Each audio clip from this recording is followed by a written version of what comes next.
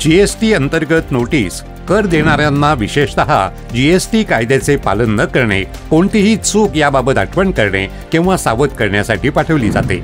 GST अंतर्गत notice एक विशिष्ट कलमाअंतर्गत जारी होते। नोटीस कित्येक प्रकारच्या असतात, जसे नव्या नोंदणीकरणात तपशील मागण्यासाठी, नोंदणीकरण रद्द करणे किंवा निलंबित करण्यासाठी, कर, व्याज, दंड वगैरेच्या मागणीसाठी, कर एकत्र केला गेला परंतु सरकारला दिला गेला नाही वगैरे।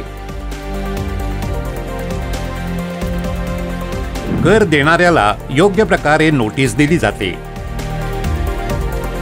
नोटीसचे उत्तर देण्यासाठी एक विशिष्ट वेळ मर्यादा असते, ज्याचे पालन करणे आवश्यक असते। नोटीसचे उत्तर जीएसटीच्या कार्यालयात देणे आवश्यक नाही।